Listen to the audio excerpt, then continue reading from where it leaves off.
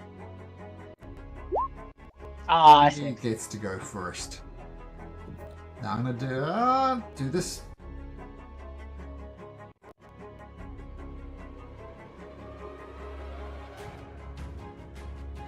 If I roll a 1, it attacks bone. Otherwise, it's Kiara again. It's Kiara again. Oh my god, is he attacking me again? Yes, he is. Yeah. Same.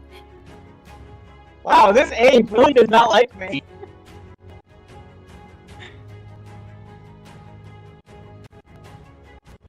Okay. So it says something. Only one of you understand it though. I've whispered to that person what it says. But in the meantime, raises its massive, and yes, I get to use a giant ape for once, not just you polymorph people. And from 10 feet away, pounds a fist into Kara once, pounds a fist another guy. So a 25 and a 27 hit. Both of those hit. 37 points of damage as he beats his chest loudly. And he says the thing that you understand, Kara, that I whispered to you.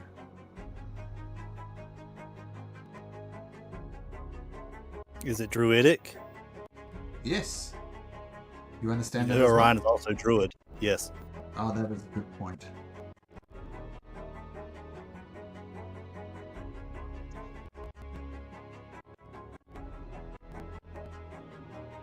I don't know if they're separate languages, but I'm gonna also do my other thing. I'm gonna whisper this back to you, DM. Sure.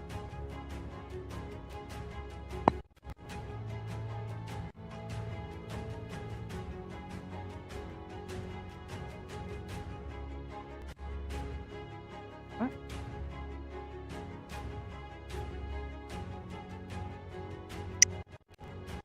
Why is this not working?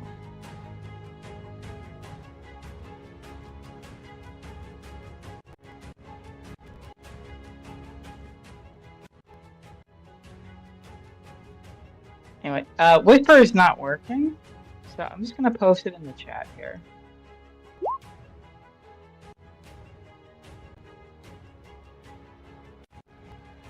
Oh wait, no, that's smaller. Never mind. It's the opposite of small. Yeah, that's the other direction.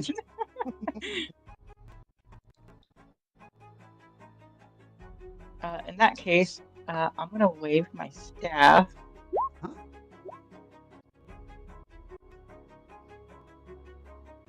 Mm-hmm. Ow! Apologies for trespassing. We're trying to get through to the mini-eyed woods. We're trying to pass through the Strait of the Giants. Ow.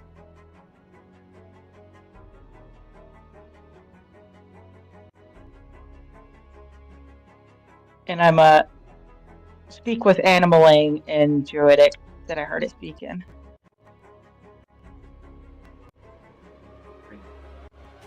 Okay. Didn't mean to hurt you, little one. My apologies. Are you okay? I'll be fine. Perhaps I can be of assistance, young Kiara.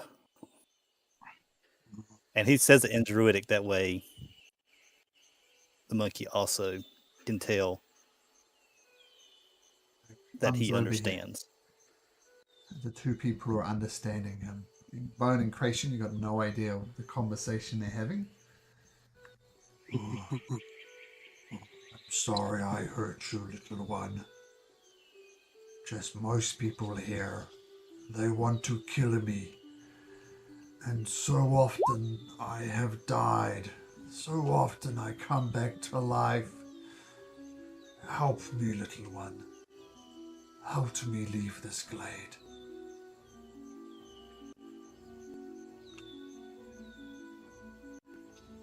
Kiara, you can go up to half health if it's not past 45. Is that half health with or without aid? With aid. because you're maxed. So whatever your max HP is, it's half of it. I can heal up to half of it. So that's about 2. So I get 25 healing. That's more than because I have 45. You help me, little one. I want to leave. I want a different life than this one. I have lived this life so many times. Little one, set me free. Sure. I can also call some help to help lead us out of this place as well. If you'll permit me to cast a spell. Oh, whatever, little one. I trust you. She'll spend the next minute, unless anybody has anything in the meantime, but I'm going to cast Spirit Guide on myself. What does So Spirit get Guide advantage do? on also. Mhm. So I call forth an animal visage that dances around you, shedding bright light up to 10 feet around the caster. For its duration, it grants advantage on all survival, investigation, and animal handling checks. Spirit Guide will also protect its summoner. Hostile creatures that end their turn within 10 feet of the caster must make a wisdom save, will take a d6 of force damage. Lead on, little one.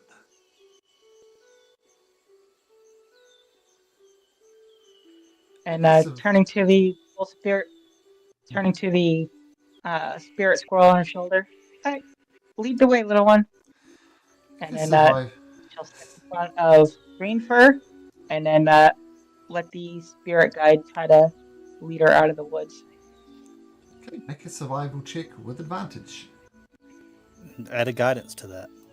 With the guidance. Oh my god! Wow!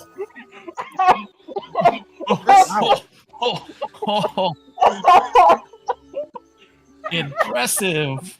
Very druid. Why did you get that This roll is how over? it gets like. I think Yeah. I called the wrong spirit! Oh, that's awful. Oh my god! I think you spent a little too much time with Frail. Yeah. It's affecting you. Ah, To one. that's a 13. You are Ah, leading us in circles. But little one, it is okay. You tried to get me out of here. I think I am doomed to live, die, repeat here for eternity. I hope you find your way, but my path is lost. Thank you for trying, little one. I'm sorry. Well, the forest isn't too bad. At least surrounded by all the plant friends too. That's true. I'll just wait here for my next death, my next life. I'll remember. Like, she'll walk over. Yeah, like she'll walk over to this tree. Like, you'll help the Green First friend, too, right? Oh, there's little Talking spirit. to like this tree right here. No, not the spirit. Talking to the red, like this red tree, like right here. Can you talk to trees? He'll be his friend, right? I can't talk to trees. The tree shuffles its leaves, and some autumnal leaves fall onto green fur in a pleasant sort of a way.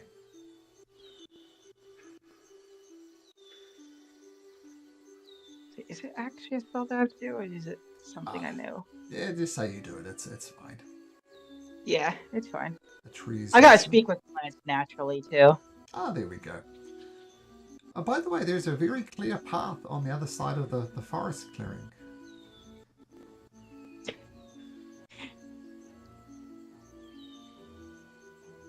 It's like right there in front of everybody's face. Kiara's like the only one who doesn't notice. Oh, you do notice, and you point it out to Greenfur, and Greenfur says, "What pathway? I see no pathway." Crawls over on all fours, looks closely. Oh, now are you deceiving me, Kiara? There is no path there. It should be right here. And she'll try to step onto the path. See, it's right here. Oh, you are Can you see me? you are small to go through the gap. It is too big for me. I do not see a path. I will remember you, Kiara. Climbs up into a tree, looking forlorn.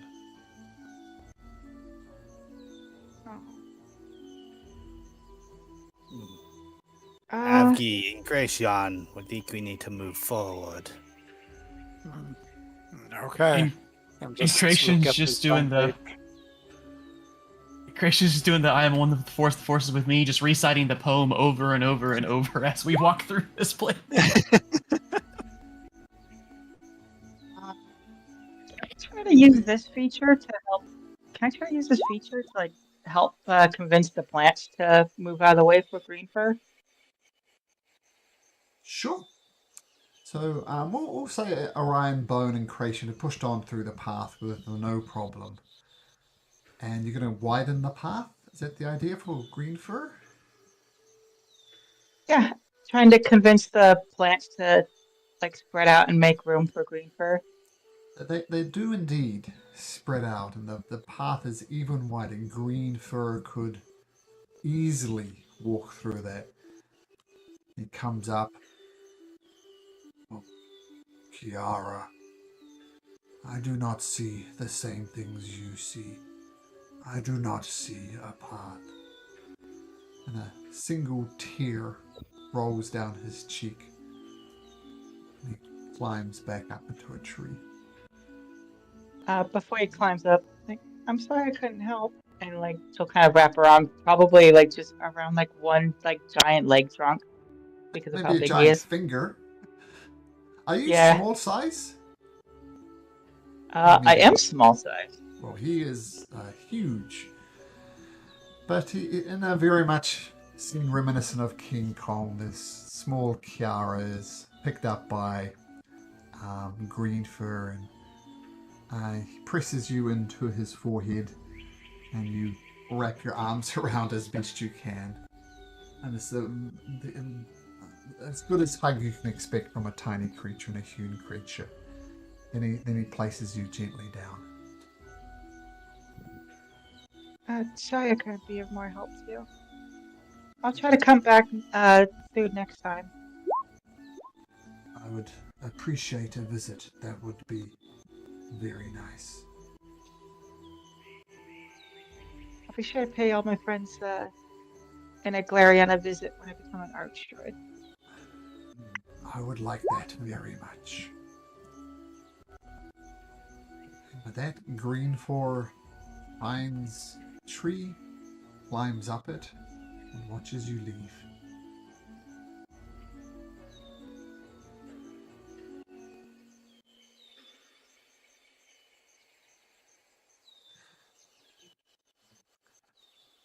You push on through the stride of the elders. Remembering the poem, Nurture the Bridge. So after further travels in an approximately southerly direction, the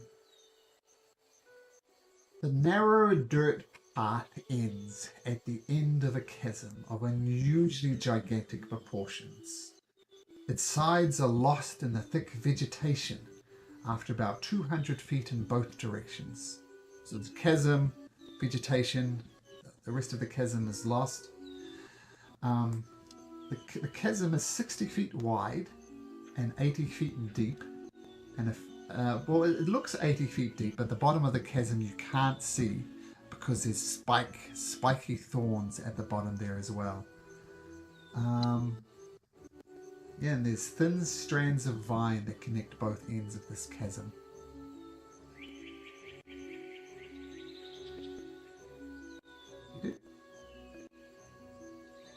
Need to get across. How far was it? 60 feet wide. Nurture the bridge. Is there any sprouts or anything on the side? There's twisted vines everywhere.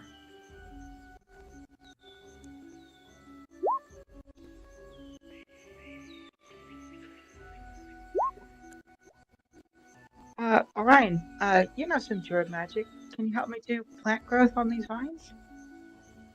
Uh, Unfortunately, I do not have that capability. But perhaps I can be of assistance in strengthening the plants.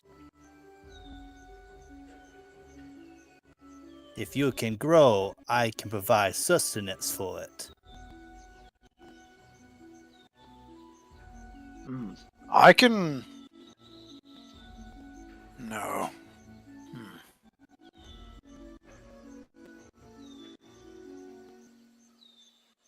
Sharing, Chris.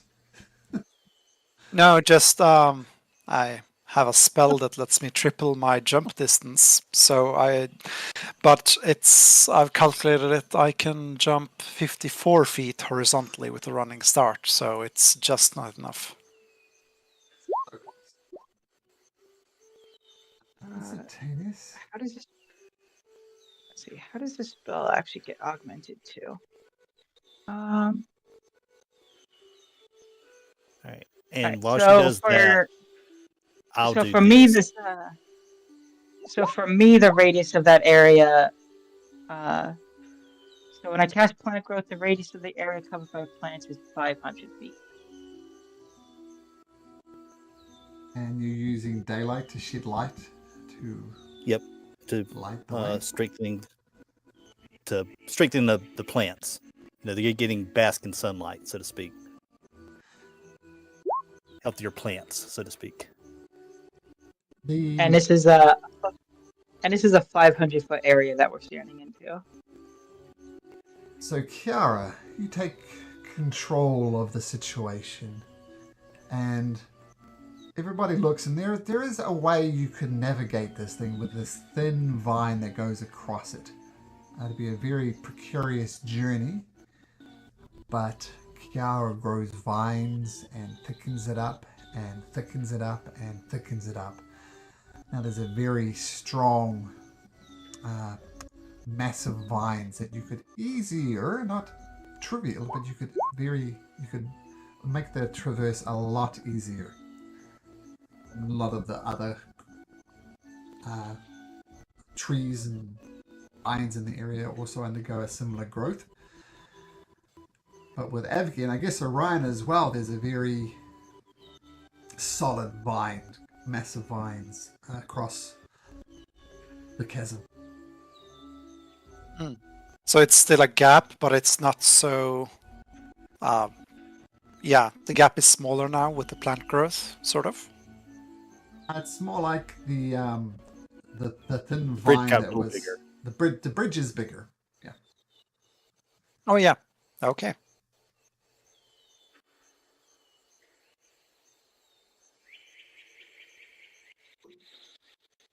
I just noticed there's not a stat block for this creature I'm looking for. Does anybody traverse the vines? Yeah, Avgi can go first. Or I was perhaps going to. Kiara? Yeah, I was going, go Druid.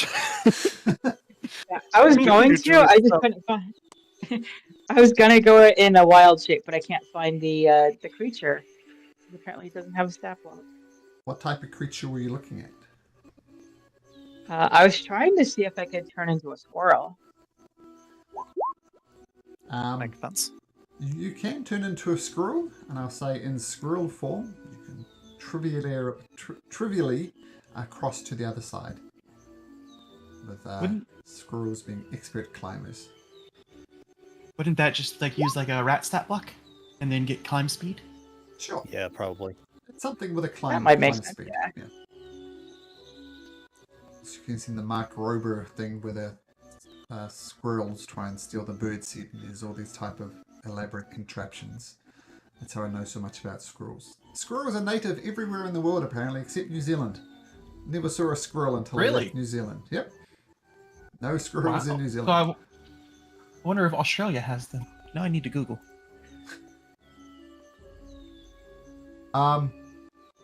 Okay, So Kiara, little squirrel, bloop, cross no problem.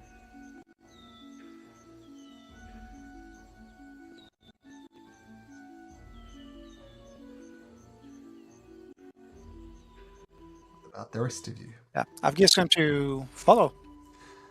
Hey, make me an acrobatics check at advantage, please, Abby. Oh yeah.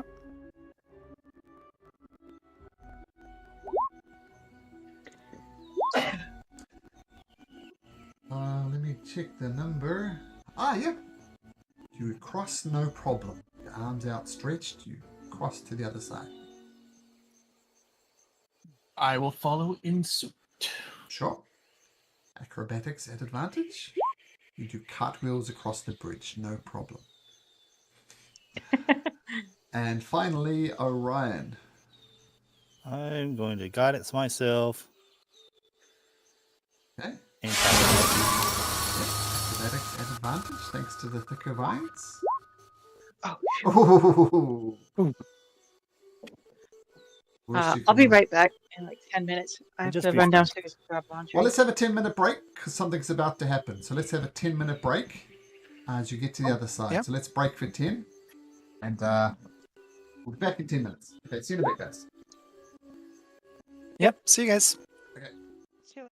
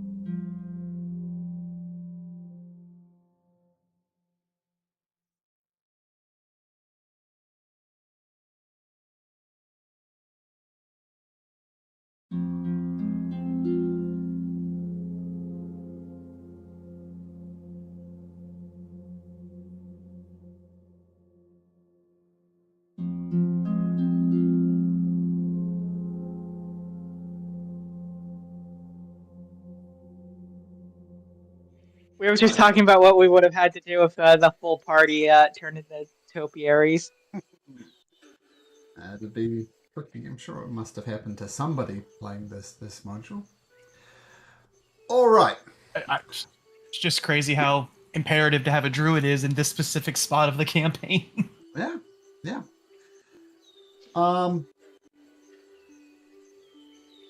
The narrow dirt path continues from the chasm into the dense forest that acquires a silvery hue after a mile or so. In this region, some of the trees have faintly glowing white puffs of fur snagged onto their branches, while other bear scrape marks on their trunks.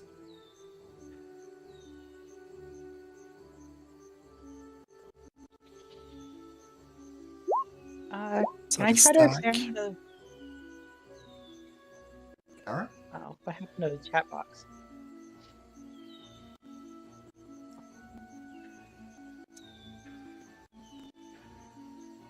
I was trying to see what somebody posted.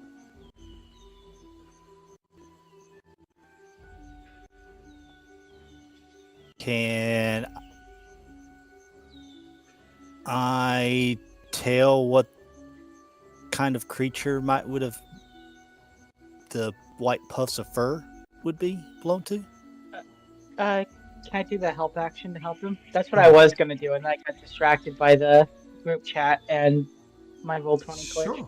Make a survival check advantage, Orion.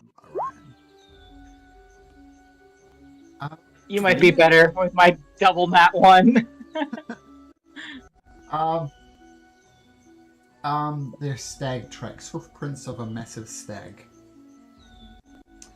And the fur and the footprints all confirm that this might be the stag that you're looking for. Does it kind of go into like a pattern of like a positioning throughout? Like I can particularly track it. You can certainly try. By making me a survival check. Go Druid. I say the druids can work together on this. So Orion, roll it. Yep. Unless Kiara wants to try again. Surely you can't roll 2 nat 1s again. Yeah, go Kiara. Yeah, go. let's see if I can redeem myself. I swear, if I roll 2 more nat 1s. Oh. You do spot stag. It is glowing white, almost not really enough to give off any light, but it is very like solidly white. And you watch it, and it bounds away from you. And Kiara and Orion, you scurry after it, and you look around and you don't see it, and then you notice it just relatively near you, but then it bamps away, and it teleports somewhere else. But you just catch the white glow in the forest once again, and you continue chasing after this stag as soon as you're about to catch up to it or maybe interact with it, it bamps away. It literally is teleporting around the forest. And just for a brief second, it stands in front of a tree with many eyes. Then it bamps away again. So this tree, which has been long talked about, is actually I'll show you this picture of it that I have. Put it in Discord. Just to the right. Yeah, there we go. That's what it looks like. It has many trinkets hanging off it. Like one looks like a voodoo doll. One looks like a pentagram. One looks like a wind chaser. A dream catcher. All sorts of odd things hanging off it. And the numerous eyes on this tree, they all kind of look at you, but they blink independently. They are blinking, but one eye blinks and another one, and another one, and another one. It's very off-putting. All these symbols of witchcraft dangle on the branches. But there's a small hollow between the roots of this ginormous tree, just big enough for a grown person to squeeze inside of. Ah, this is it. Finally.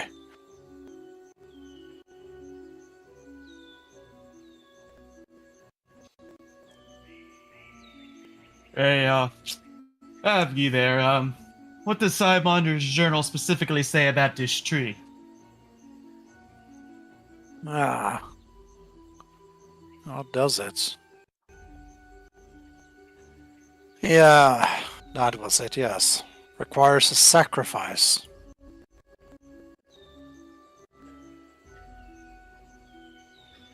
What do we have to sacrifice? I'm gonna look up the specifics. What did Simonder's journal specify? Was it just, I think it was vague, something about a sacrifice, but I'm not sure. I only noted that there was something about a sacrifice. His Could be recollection I'm wrong though. and Master Eden's recollection were necessarily fuzzy. They said he remembered it, but not in exact details. But he did say the hag tree required a sacrifice. And that's it. You're not sure what that means, what that mechanically would mean, but it requires a sacrifice.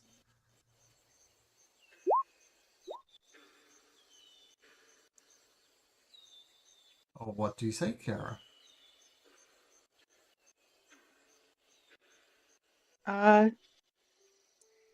Was this just called the 100-eyed tree, or were we told another name? The tree with 100 eyes. Oh yeah, speak to it. Greetings, 100-eyed tree. We come to seek passage to the Feywild, to try to lift the curse. Can you tell us what sacrifice we need to make, to open passage? Not sure if it didn't understand you, or the spell didn't work, or it doesn't want to respond, but no response is forthcoming. Is there No, any other it's not plant around? There's normal we looking should try. trees around. And obviously dominates the clearing. Perhaps Yeah, is if there like you a speak with smaller? You want to talk to a Sorry, what different was tree? that?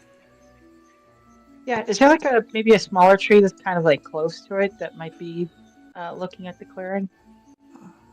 Hello? Hello there.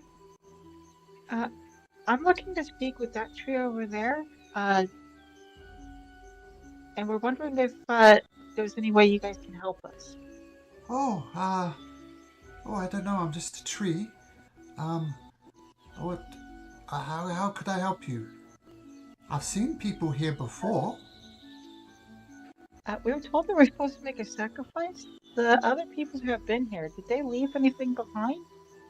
Oh, no. They just crawled through that little hole near the base of the tree. They didn't leave anything. Just crawled through. So you just crawled through? That's what they did.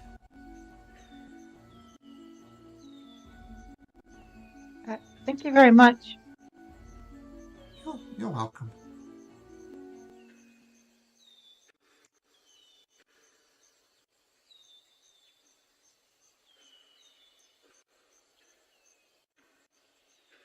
What did they say? This little one here says they just crawled through that hole. They didn't leave anything. So maybe there's something in the tree that we have to leave? Maybe it's a sense of like more of a metaphor. Something you have to sacrifice maybe is different for each person.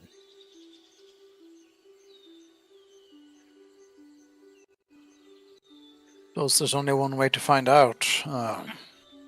I'll go first. Well, Avgi there, maybe just chuck your brother in there since he's been kind of mean to you a couple times, you know, a little payback. Nah, I gotta actually do Big Brother stuff now, so no paying up for lost time and all that. Just gonna just yeah, it's gonna head in. Okay. And by the way, when Vander and Adai come, they need to make this journey as well, because I'm going to do the worst thing imaginable to Avgi and ask him to come to Voice Channel 2. Oh,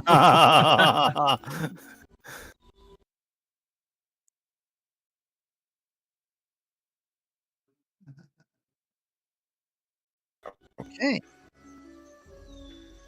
Right. So you crawl through the base of this tree, and you hear in your head,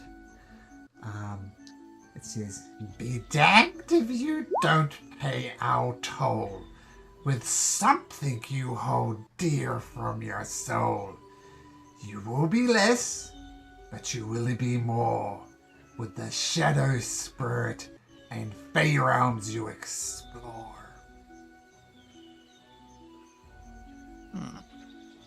Something from my soul.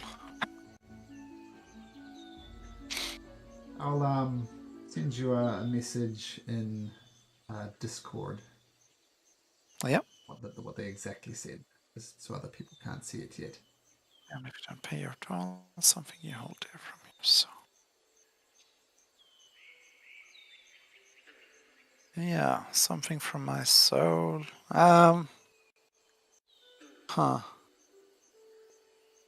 It's gonna grab something. Yeah, he's gonna go for the grotesque option because that's what I'm doing this campaign. So he's gonna use a bone claw to slice a hole open in his chest, and he's going to just wrest loose one of his ribs, crack it off, and leave it for the tree.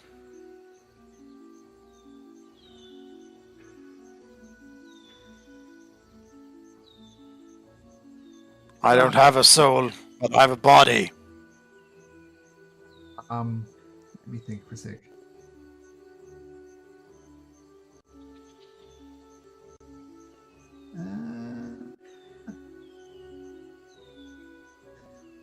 You rip out your rib, and blood starts pouring out of it, and starts coating this passageway that you're in. Say, yes, that is excellent. We like the suffering. We like the pain you have given yourself. You may pass. And you crawl through to the other side of the tree, and you lose 2 constitution points. Ooh, shit. And okay. Once everybody has passed, I'll explain what you see on the other side. Okay? Yep. That sounds good. Do you want to go back to the voice channel and send somebody else through, whoever wants to come through next? Yep. Okay, thank you.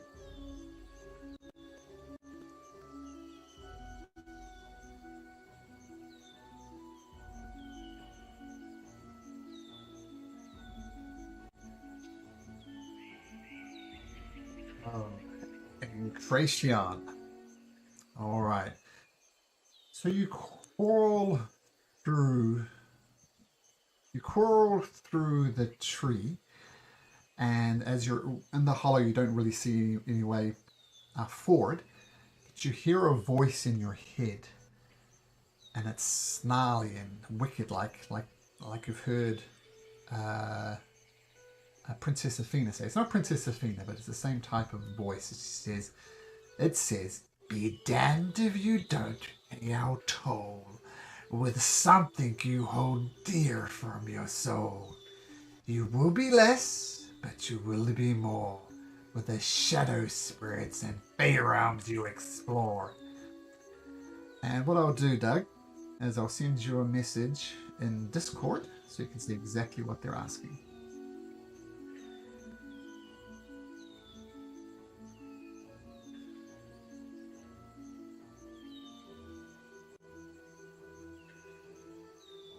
Hmm.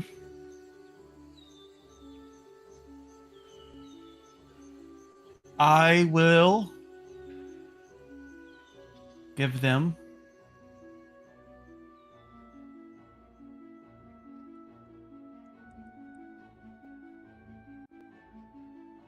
Yeah, this is near and creation. You know this. I'll give them my playing card set.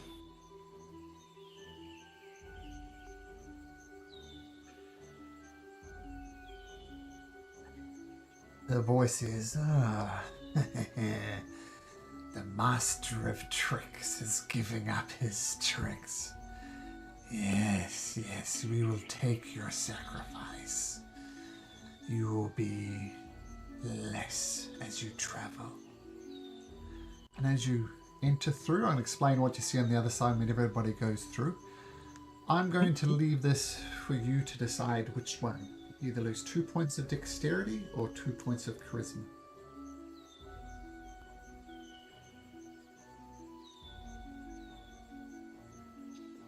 Charisma. Okay, so reduce your charisma score by 2. Okay. And that'll be good. Just my camera. Okay, and you mind bouncing back and sending through Kiara or Orion as they traverse the Sure. tree.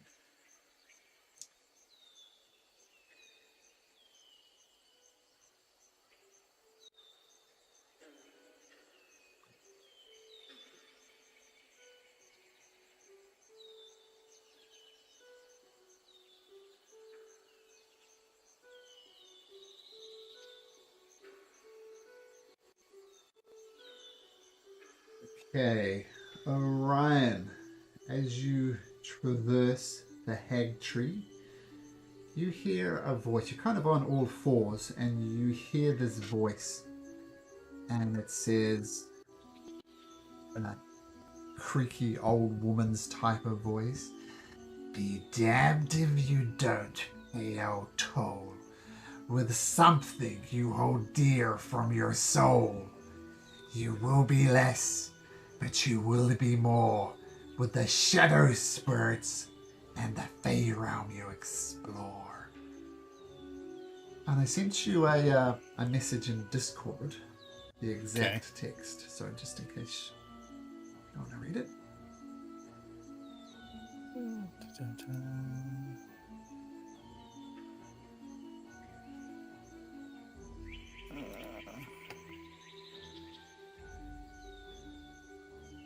You'll be less, but you will be more with the shadow spirit and fey rooms you explore.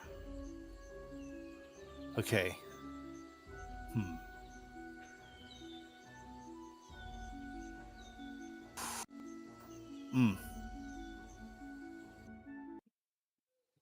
Is this something? Oh gosh, this would be awful. But I think I know exactly what I need to give up. Sure. I would give up my amulet of the devout, which is my holy symbol. What does that do mechanically? Mechanically, that is my spellcasting focus, All right. and it is of the Redeemer. So you put it down on the ground, leaving it for the hag tree, and you press forward and you emerge on the other side, leaving the very symbol of your god behind. Your wisdom score decreases by 2. Okay. Okay, so make that adjustment. And if you wouldn't mind now seeing through Kiara, assuming she wants to make this journey. Okay.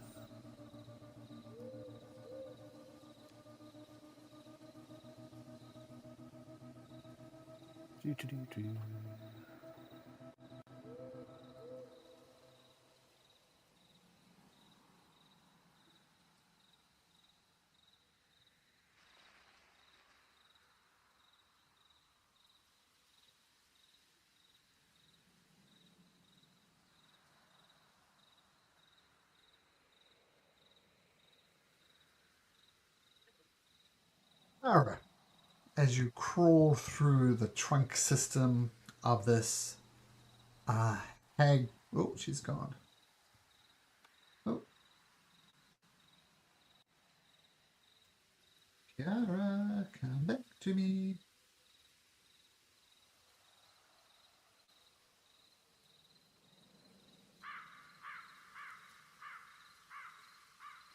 Clicked the wrong button, did you? I joined on the wrong chat. Ah, okay. All right. So as you're crawling through the trunk system, I guess, of this hag tree, everything gets dark and you can see a way back but not a way forward.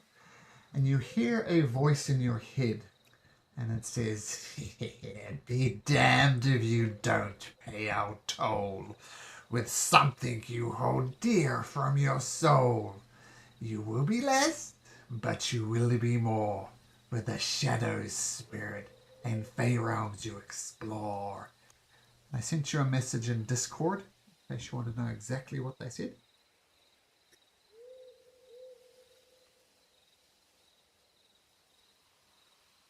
Be damned if you don't pay. Our toll was something you hold dear from your soul. You'll be less, but you'll be more. The shadow spirit and fae realms you explore.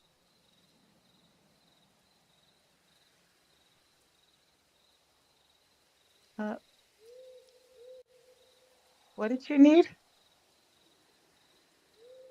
Think that you hold dear, something that defines you, something that we will enjoy, something you hold dear from your soul. You can give up a part of yourself. You can give us something you hold dear, as long as it is painful to you, as long as it hinders you to be without, we will accept.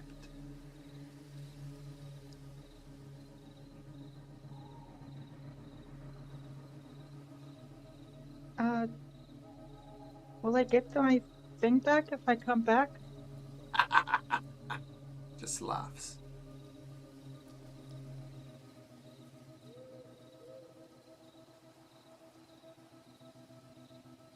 Um,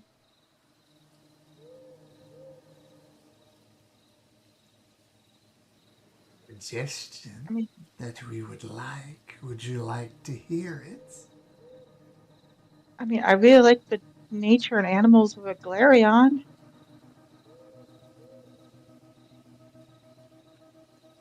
You won't be seeing them for some time. Do you enjoy your trips through the forest? Do you enjoy exploring? Dancing around like a joyful gnome?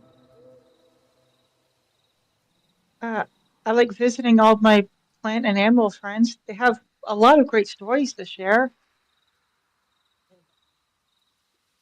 Don't we make your journey more difficult? Allow us to snap your legs and you may pass.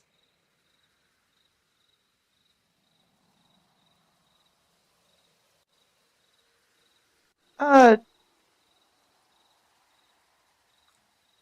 I don't think I want that. Suggest something else then. Um,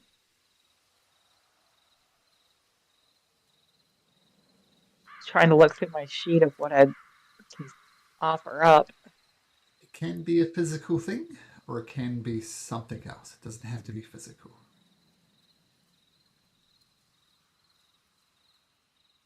Uh,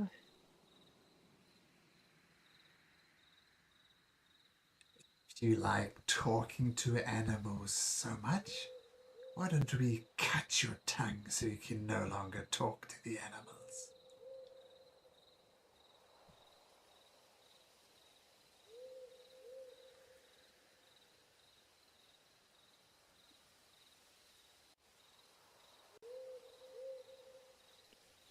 can I talk to the plants, or are you going to take that too?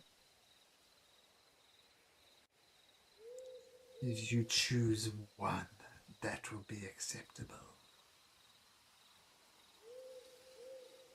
You'll never talk to plants again, or you will never talk to the animals.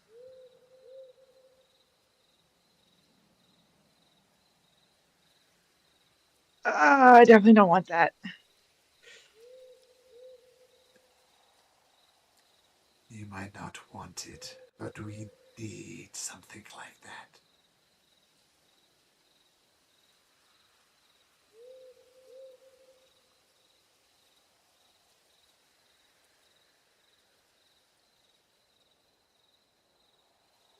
If the sacrifice is more than you can pay, then feel free to turn around and go back the way you came. If I do offer my legs, can I heal myself later? Of course. You will be left with a bit of a limp, though.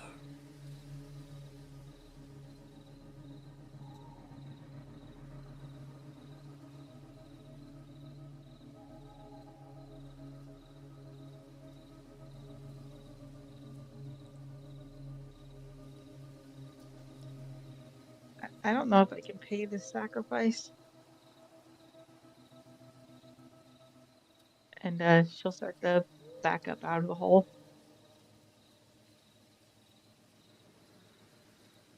There is no way forward to the next part of the adventure without it, Kiara.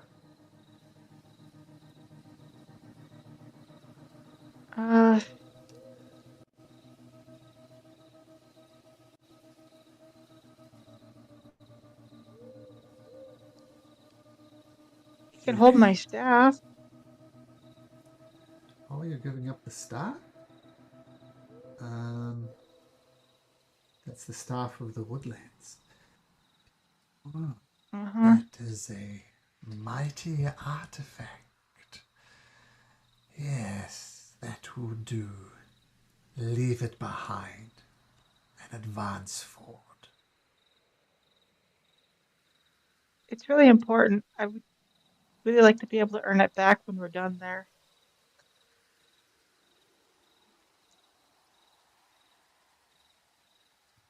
To leave the staff behind, you continue crawling forward.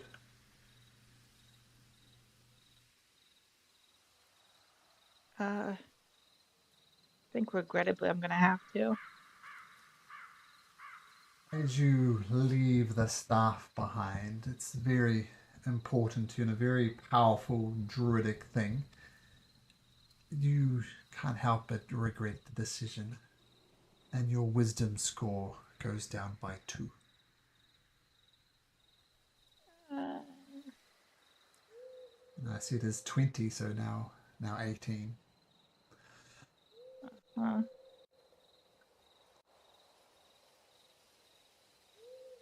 Okay, let's go back to the other voice channel as everybody's gone through now, and I'll see you over there.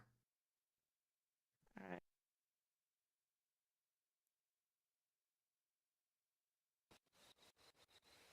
Eventually, one by one, you emerge on the other side of the hag tree.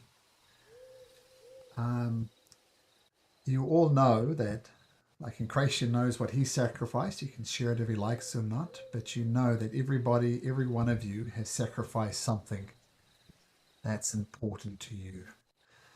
And as one by one, you emerge from the hag tree.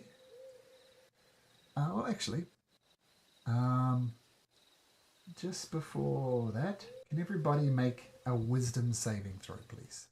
Everybody make a wisdom saving throw.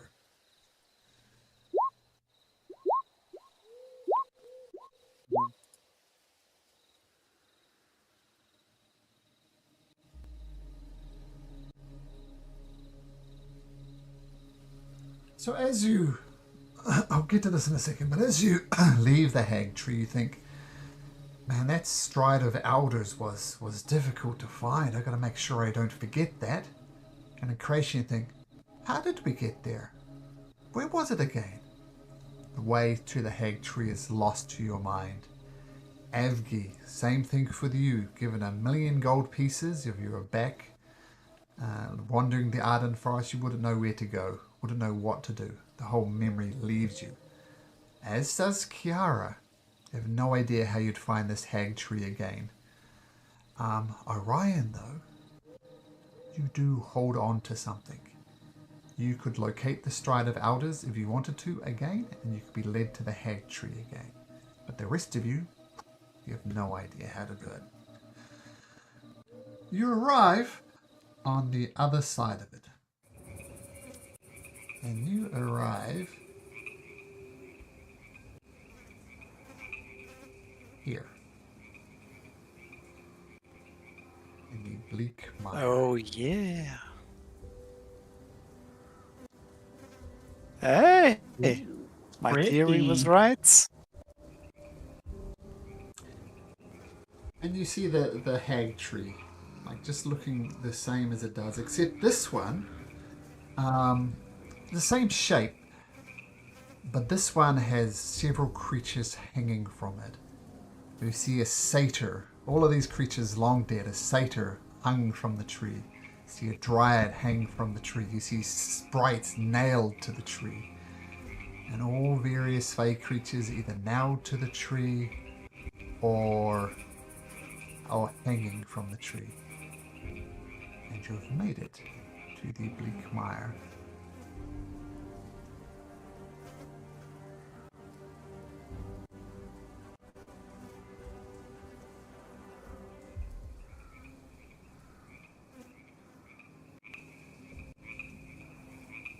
I reach for my playing card set to start doing card tricks to keep my mind occupied, and it's gone.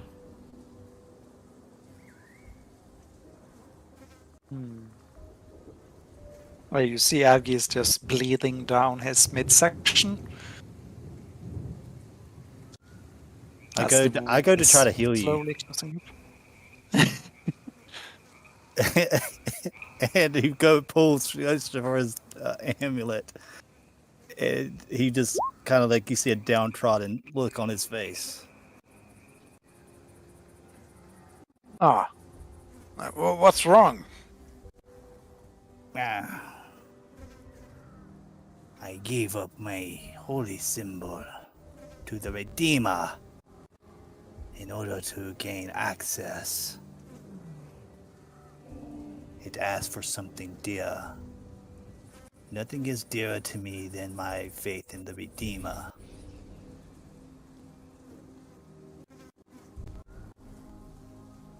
Well, this is the one you lent me. He's just going to pull off his own amulets that was given to him during his resurrection ritual and hand it to Orion. It's not the same one, but it's the symbol of the Redeemer, as you know, and perhaps it would work.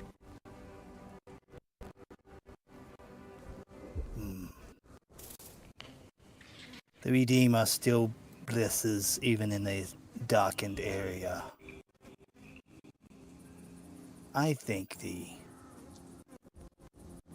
and I'll take the holy symbol, and then I will cast Cure Wounds. Try to fill up the gap.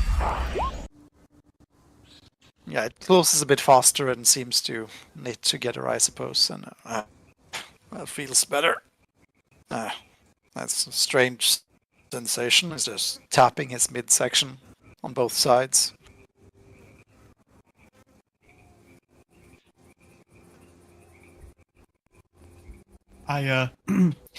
Well, I guess the lady luck has shined brighter than the Redeemer here as I go to shuffle my cards between my hands to cast guidance, and nothing happens because the cards were my somatic component to casting guidance, and I cannot lady luck you.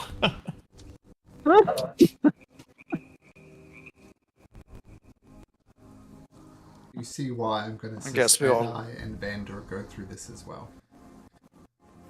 When they join I guess us. we all gave up something. You okay, Kiara? Yes, It's gone. I had to give it up. Why? What did you give up?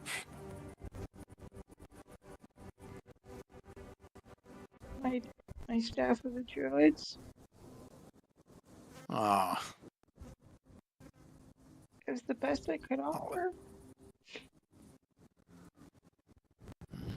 well, I was going to say there's bound to be lots of maybe fine trees in here you can make a good staff out of, but this place just seems awful.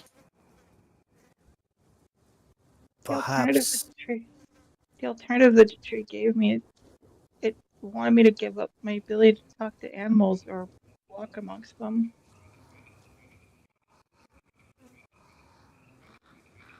you may not have any special magic abilities, but you can have this. And the staff that Orion has always walked with, he's going to hand it to you.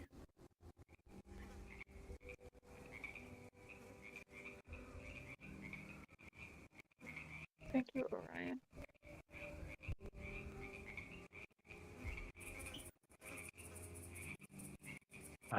Now this is going to be. It's going to just look around. It's bound to be an awful experience. Let's see if we can get the stuff we need to do here. And not spend any more time than we need to.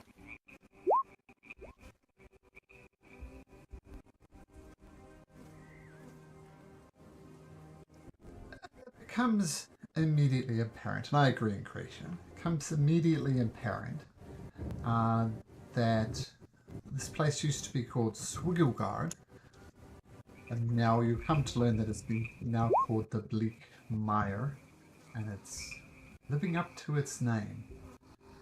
Because there's dark clouds that are rolling over a dismal landscape of wetlands, swamps, marshes, and twisted forest. No sunshine in the skies, only a faint glow behind the cloud cover. So night and day are completely lost all of their meaning. Much like the prime material plane, there's lightning storms constantly, storms are frequent. There's winds that whip around you that called a lazy wind. It's too lazy to go around you, so it just goes straight through you. It's that cold. And it's raining. It's constantly raining, and you get soaked to the bone, or soaked to the avgi, depending on how you want to think about it, from the shivering winds. So just a completely miserable place. And as you're contemplating what your next move is, you hear a faint voice somewhere, though you look around and you can't place it. And it says, "Hello? Who are you? I've seen others come through this way, but never you. Who are you?" Who is speaking? You can call me Medico, if you like.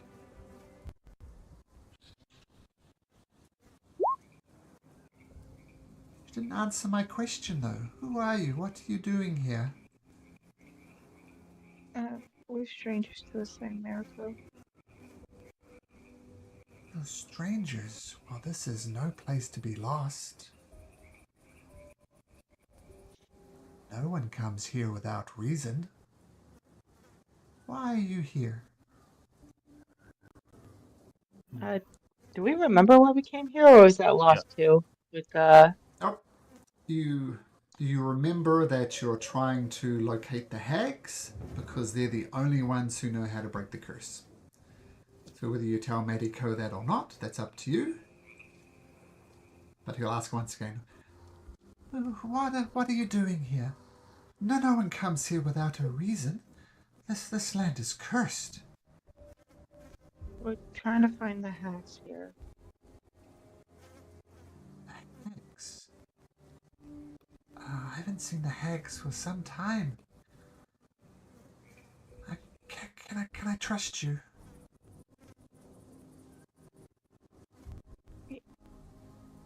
Yes? Who are we speaking to? I don't think we can see you. He steps out. Yeah, hi, my name's Madiko. You look like a creature. Are you from here? He says to Kiara. I'm not from here, but my parents used to tell me stories about coming from this place.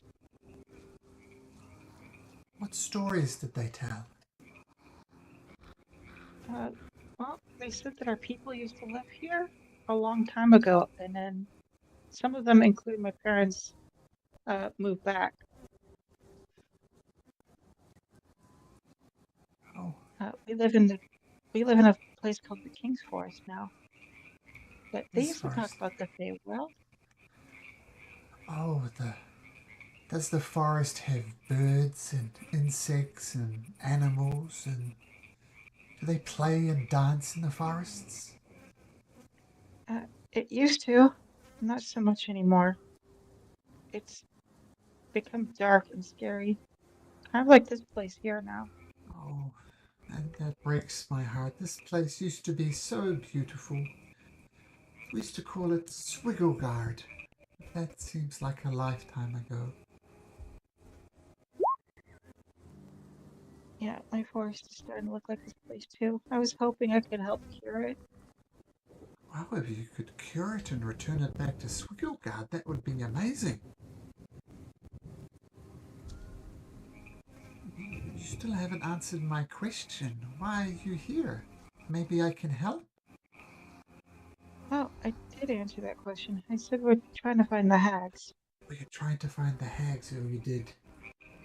Um,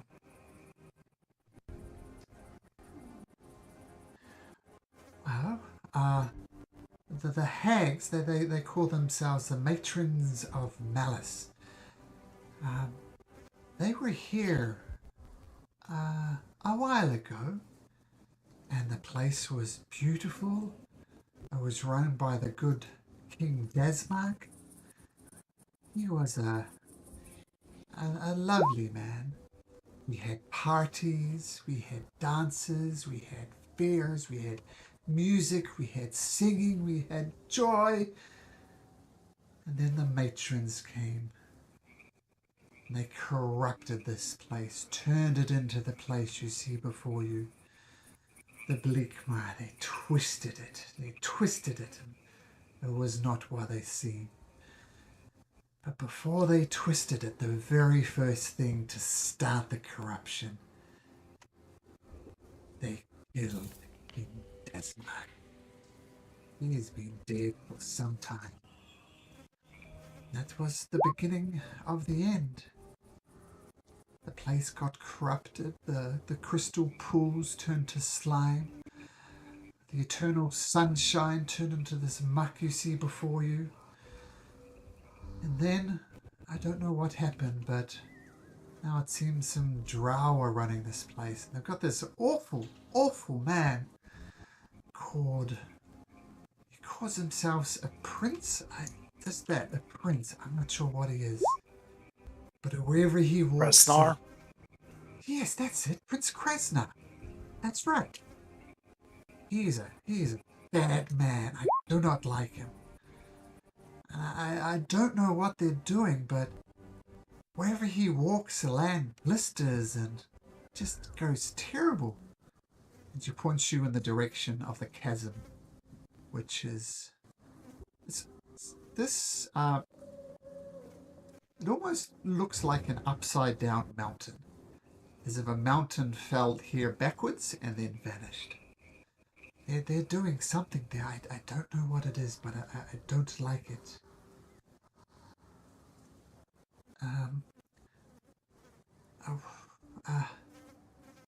So I don't know where the Matrons of Malice are, but I can tell you they're They're not in control anymore.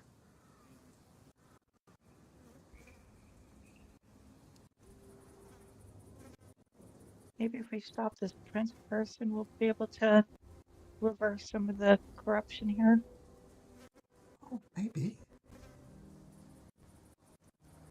I think the curse was here long before the prince came. Well, it could be worth a try.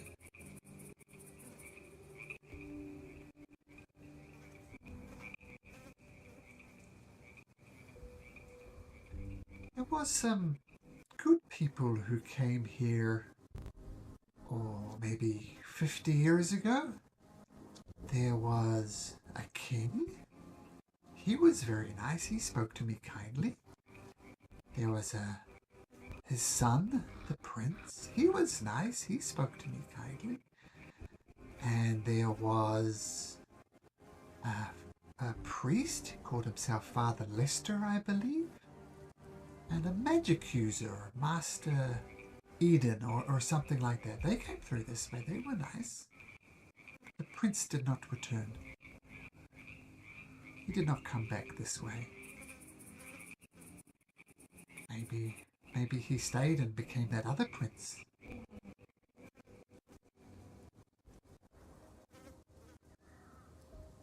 Maybe that's the prince that we're looking for? Kind of looking back for a confirmation at our party.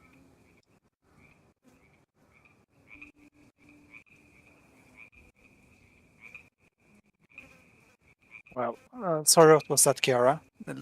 Ask the prince.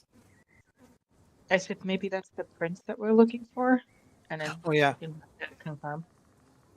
Yeah, it probably is Krasnar. Yeah.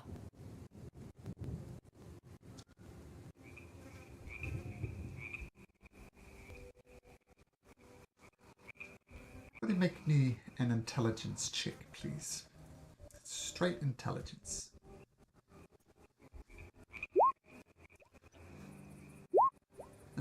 Nope. It's up to the brains of the group. Intelligence. Nope. Thank you.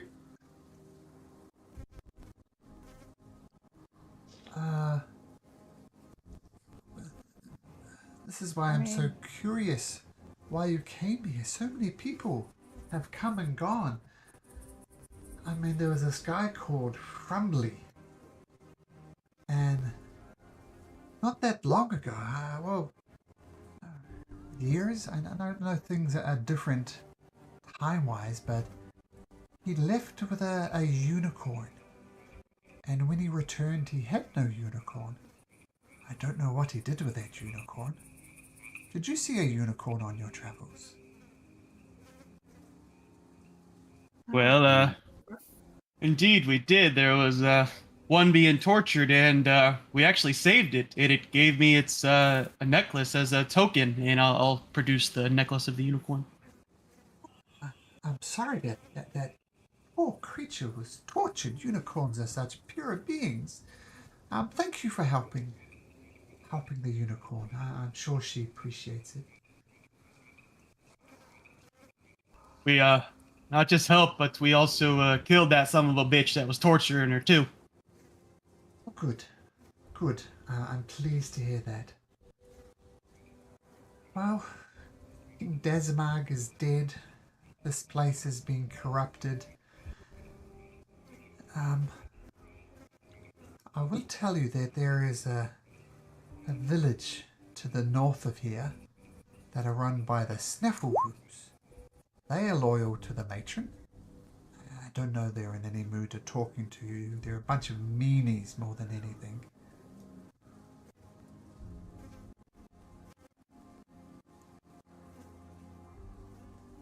I can point out a few other places if you'd like to know some more. Yeah. I'm looking for something. I think it was a pool of rainbows. Oh, you mean the Pool of Rainbows? Oh, absolutely. Right here. Though I must say there's no rainbows there anymore. But what usually it's usually just a pool of rainbows. Have you heard anything about any people there? Yeah. Well, there's all sorts of people wandering this land. There's these people call themselves Spriggans. Look like little goblins to me. They're not nice. Stay away from them. And drow are running around. There's all sorts of creatures. Druids who say they worship the seven thorns. I'm not sure what that is. But the pool of rainbows. I remember swimming in that. It was crystal clear, and you know where they say the pot of gold is at the end of the rainbow? Well, the rainbows would end in the pool of rainbows. It was such a beautiful place, but now it's just slime.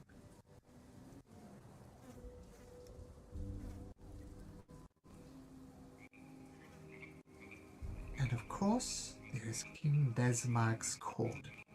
That's where he would hold his parties. Such fun parties. The alcohol would flow, the fruit would be fresh and delicious, which would feast in the King Desmag's feast hall. Many a great feast were there, and we got wine from the Ambrosia winery, the right creatures like rams, horses, all type of things from the Caprine stables. And with this,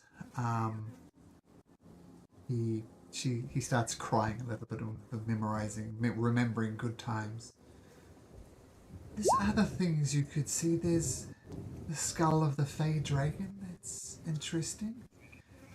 And the Awakened Library, where there are books that can talk, share great knowledge. Does that ring a bell for anybody? Awakened Library. Tomb of the Constructor. Nope. Inside Master Eden's dream. That's a dream, realm. the dream.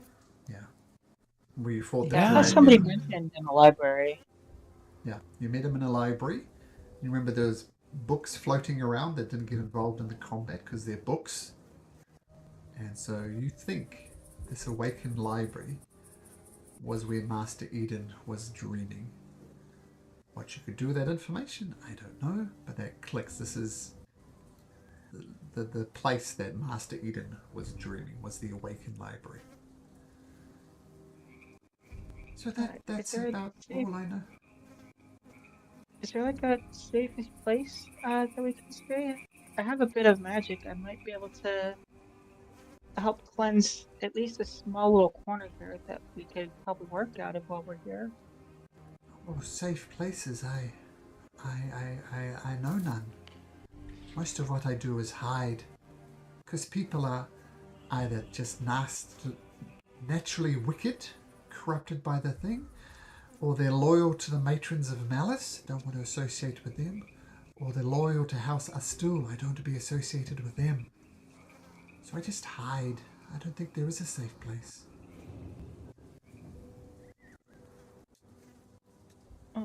Well, Oh, sorry. Well, little fella, why don't you stick with us? We've survived a fight or two. Yeah, back home I used to take care of the plants and animals in the forest. You see, you survived a fight or two. I'm happy to go with you, but I don't want to get into any fights.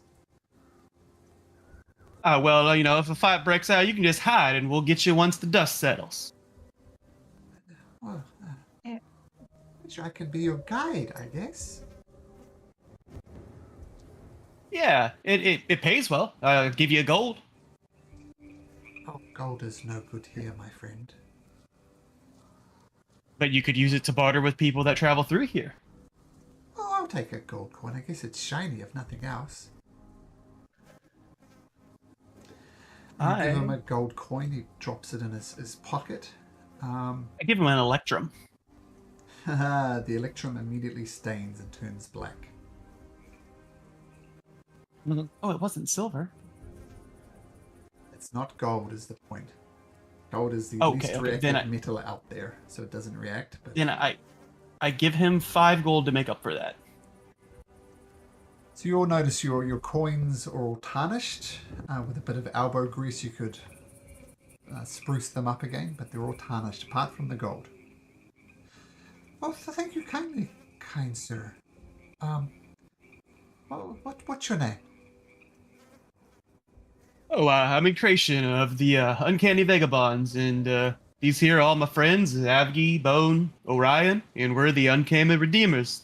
Little fella. Pleasure to meet you all. Kiara, I think you were asking me a question? I think Doug, I don't think the so. delay, I think Got Doug it. was talking over you, so no fault of Doug's, of course. We got this annoying delay, but just I thought I Yeah. heard you say something. But if you didn't, that's fine. If you have something to say, that's also fine.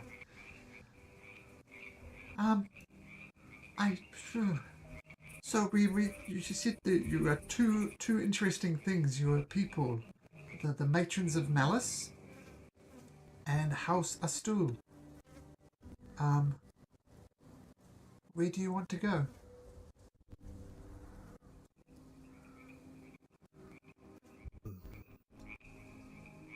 Perhaps if we can try to find the matrons first.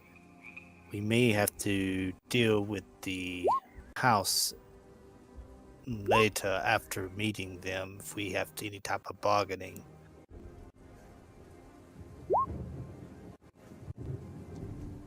Yep, have a good one, Inquisition. Do we know about this place? I didn't see which place you pinged, sorry. Pool of Starlight. Pool of Starlight? There's the other 2 points are pools of starlight. A pool that bathes in the starlight, and the winter court where King Dasmag would have winter activities.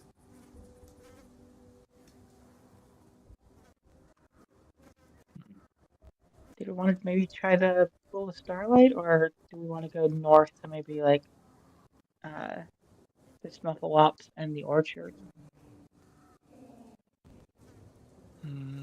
Since it seems the entire area is kind of blocked off and there's no bridges, if we decide to explore to the north, we should check out all these places in this area. So if we head north, we should check out those things. Just like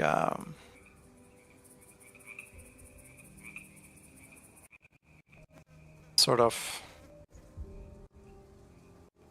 circuit around, perhaps. If that is the We direction could also. of what the former king was, perhaps we can learn more about the surroundings here, since we are somewhat going in blind. Yeah, we No could also offense, kind of Adai. come up this way.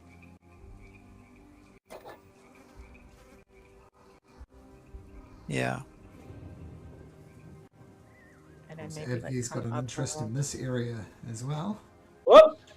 Oh, Yeah, sorry, I moved the definitely. map on you there. Sorry.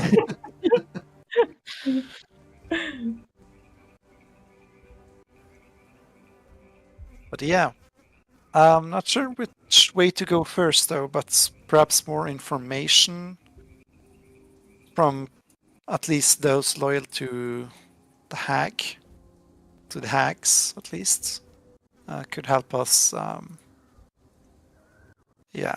figure out how to go forward. Adiko says, well, yeah, the Snafflewhoops are definitely loyal to the matrons of Malice, but as I said, the matrons of Malice, their power has somewhat waned. Maybe? Oh, I don't know. No, I'm not even going to say that thought. No, refuse. So which way do you want to go? Is there anything surrounding the chasm here? Was that something that was in the DM, or that was the character in character saying that? That was the character in character saying that. What was it there that any- you were about to say? Is there anything surrounding the chasm here too? Madiko will say you Is- can go there. It's a very dangerous ground, but it is transversable. And the Lake of Blood That's where flows the into there. drows are, right? Or Um, Krasn? Yeah, this is all the corrupted ground that Prince Krasnar has laid, according to Matiko anyway. And, yep, very much the House Astul stronghold, as it were. I think I failed to answer a question. I was inquiring further of like what he was trying. He Oh, he sure. stopped himself from saying. Make a persuasion check.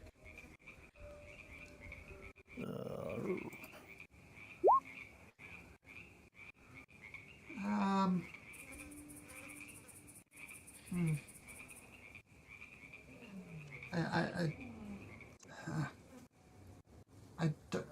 I don't know what is worse. What House Astul is doing around the chasm, or what the matrons did to my beloved Swiggle Ward. Maybe we turn them against each other. Maybe ally with the matrons to get them to overthrow it. And I didn't want to say the thought because, you know, they started this whole thing, but maybe they can end the whole thing. Perhaps, if anything, if both are competing against one another and helps eliminate the other one, a lot easier to eliminate one particular threat than two current ones. I can't believe I'm saying this outside, but maybe you need to help the matrons.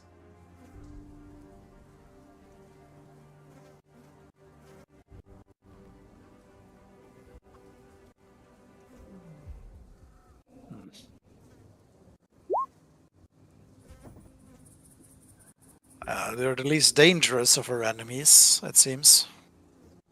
And we will need to have help in order to end the curse. Kiara says that, by the way, in chat.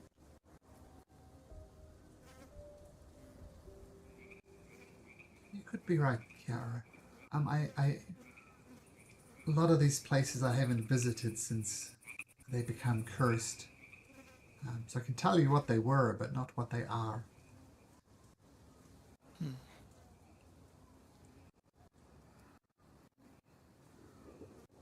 One thing I can say for certain, though, we shouldn't stay in any one place for very long. I fixed farmlands before. Maybe there's something I can do over that in that direction.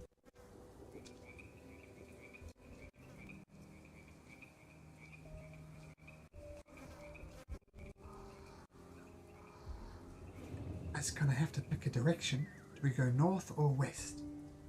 I figure we're going north. North? Yeah, north or east, I think, is our two directions, not Oh, west. sorry, north or east. Sounds like you're going north. Okay. Yeah, because we could just loop around and go east. Yeah, look around and then come back then- around. Yeah. Okay. Squelching through the swampy area. You head north. The snaffle whoops are ahead. Before you get to this... just move the whole world. Don't do that. Massive earthquake!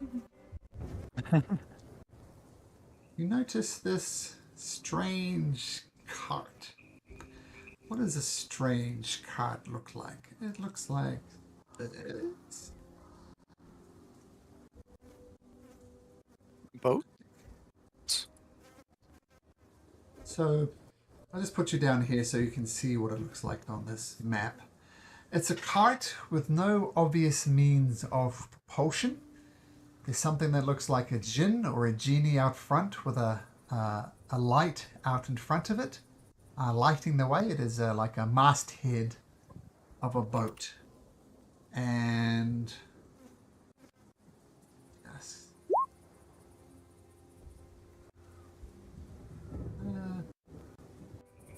Does it look like part of? Does it like look like part of a boat or boat car that we saw on the rock nest? Oh no, the one on the rock nest doesn't have wheels. It does have that boat-like appearance to it, like you can imagine. Like it's got a masthead, right? And it's got an anchor. Those are things indicative of a cart. Is that look like kind of like a mast, like where a mast would used to go? This little tall Yep. thing right there that's kind of broken. It's broken off, yep, but it definitely looks like a mast. And somebody greets you. And it says, hello, hello, hello, hello, hello, hello, hello.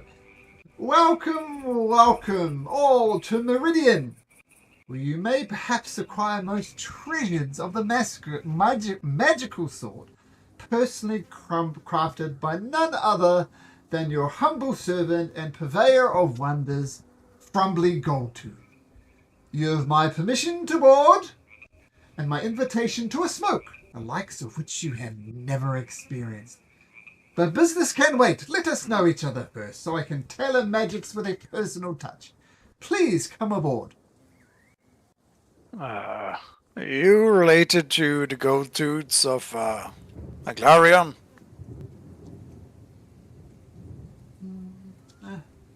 Distant cousins, I think, would be the best description. We have very little to do with them, as they very rarely come here. Distant cousins. Your goblins are all related in some way or another, but I do not know them personally. He's gonna just nod and go, okay. Please step aboard. Medico, as you're going to board, Medico comes up to you and says, that was the guy. That was the guy who left with the unicorn and didn't come back. That's him. That's Frumbly Goldtooth.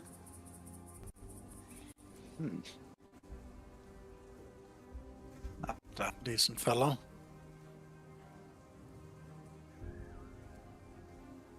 So he invites you on board. Do you in fact come on board? Yeah. I'll go. I'm curious.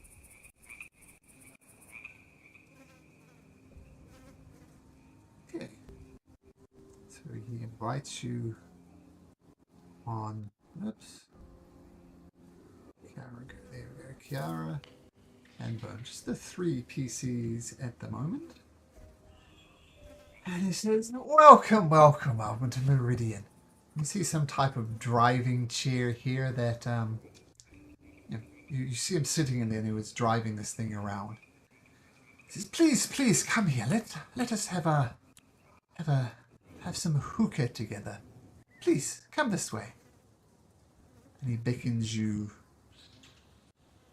around to this open door over here.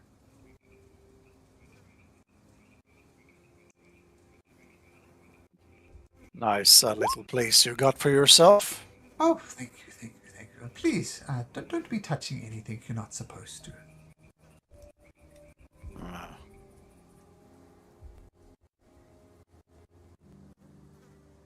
Gnome girl, are you coming?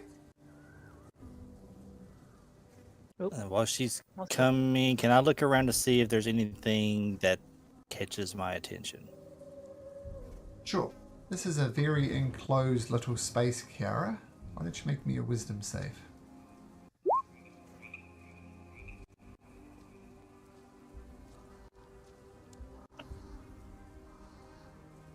Uh-oh. Oh, good. The one was on the other side of that.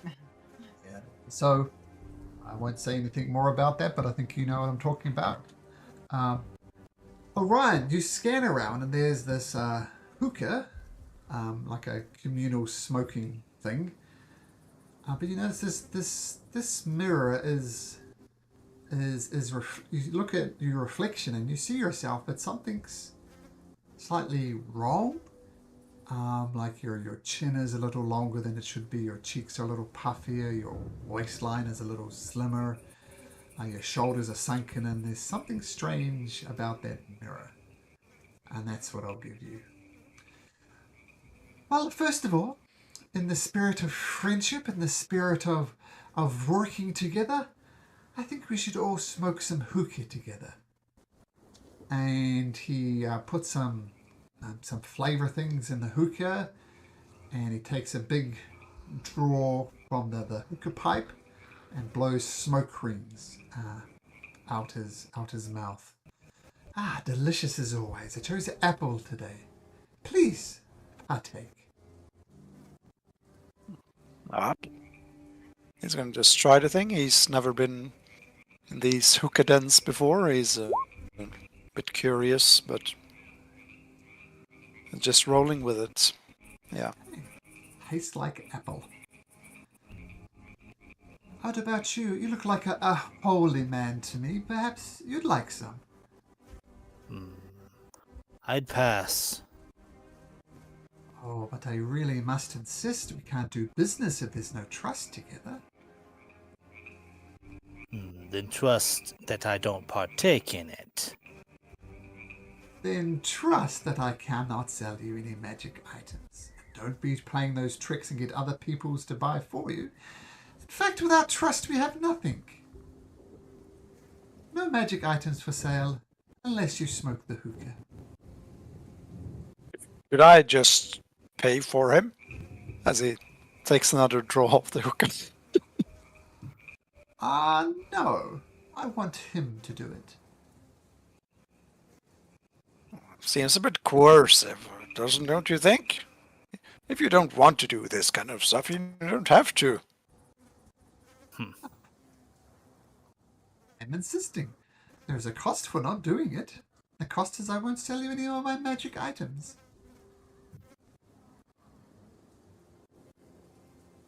I don't think I'd necessarily want to do a deal with you anyway. Why not? I've been privy to some information. Yeah. You had the procurement of a unicorn at one point in time, did you not? Oh, yes. Did find a unicorn. I explained that to the unicorn that there was someone who was interested in tapping into something and it needed the help of a unicorn. And after some talking back and forth, the unicorn agreed and came willingly.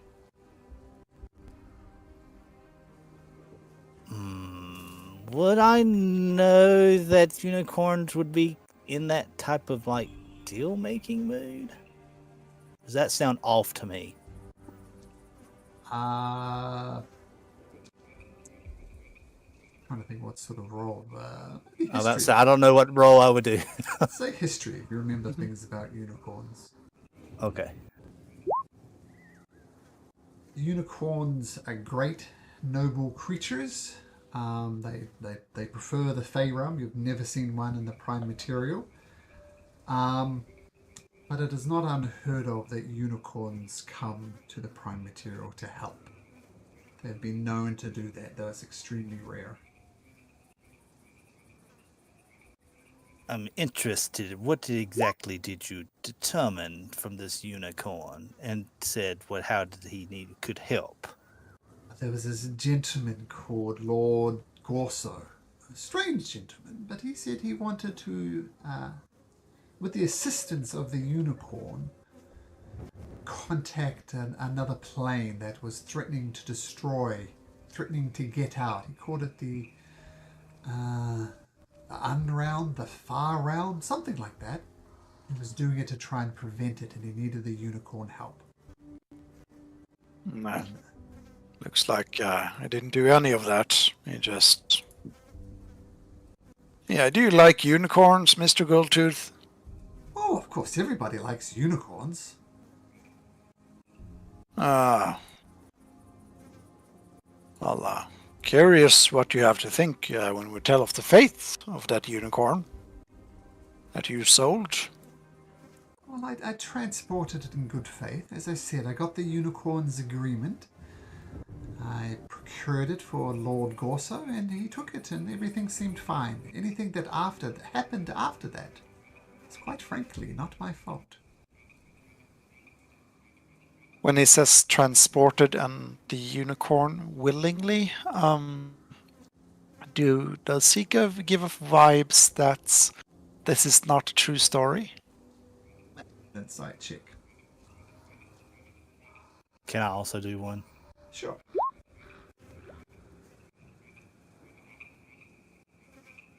I don't think Kiara can make one. She's way too distracted by this small space and the Sure. smoke filling it. It's mostly true. You get the impression he's not telling the entire story, but it's mostly true. And of course, mostly true is technically a lie because you're not telling the truth. It's Right. mostly true. Half true. Yeah.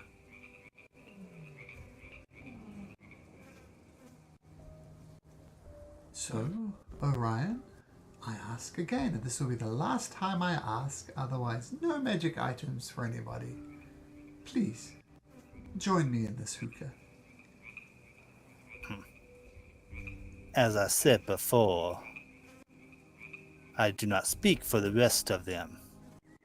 But as for me, I make no deals with the devil. The devil? What? And he walks out. Okay.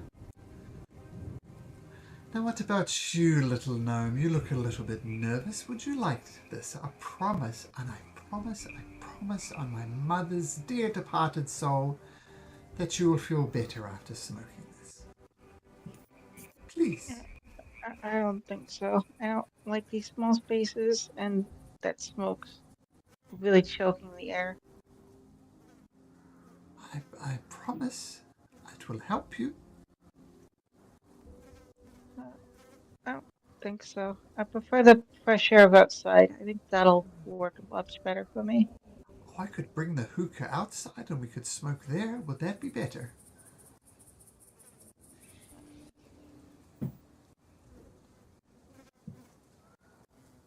Right, kids, the first one is free.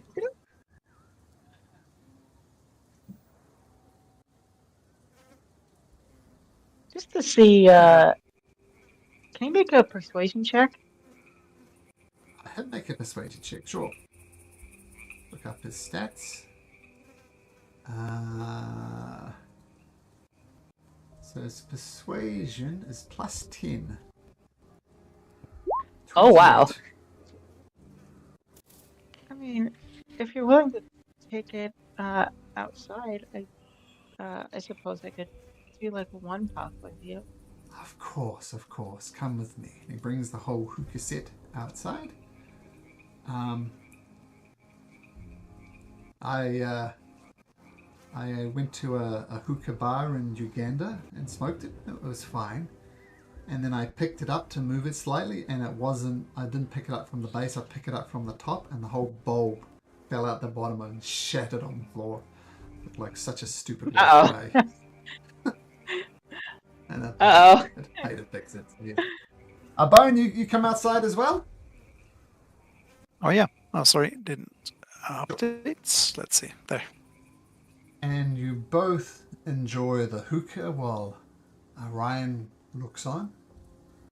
Bone, describe to me what the best possible place in the world would be for you. Where would you most like to be? Pool of rainbows. You look around and there's the pool of rainbows just outside there, glistening with rainbows connecting at it. Of course, rainbows can't technically do that, but this is the Fey realm, and it's crystal clear, and you see Fey creatures diving into it, having an absolute wonderful time. And you look around and you see the Fey realm as Matiko described it. You know, beautiful springs, people dancing, people laughing. It's quite nice. Kiara, what's the best possible place you can imagine being? Probably imagining back home in our forest with our family again before all the corruption and influence, muddy rain came and dirtied everything. So it was like a beautiful forest again, and like all the animals and things like frolicking around her. She's just tending like a flower garden. Absolutely. And that's what you see. You know, inherently it's not real, but you also know that take this small moment of joy to enjoy what you see. And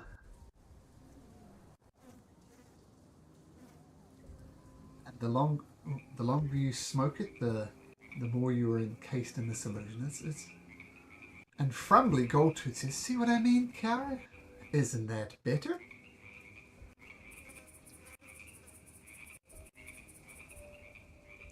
A little bit. A little bit is all we can hope for.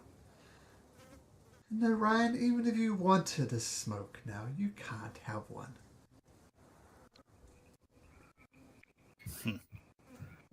I made my decision and I don't feel like any regret. But And I am watching you. Oh, you're gonna make me blush. Alright, so no magic items are available, but I am a bit of an expert on the Bleak Mire. Perhaps you'd like to ask me some questions about it. There'll be a price, of course, but information is valuable. So let's have a chat. Huh. And that chat will Yeah, I happen. have some. Hold your thoughts, Chris. Chris. We'll get to this next week. What do you think of the Bleak Mire? It's pretty inviting, isn't it? Bleak. I mean, look at that. It's awful. It looks like a lovely place. Pretty bleak. Pretty bleak. Well named. Okay, everyone. We'll see you next week. Take care. This place is awful. See you guys. Oh, yeah, we're going to get Edgy and See you guys. Vander through the tree. Okay. See you later, guys. Bye-bye. See you guys. Bye.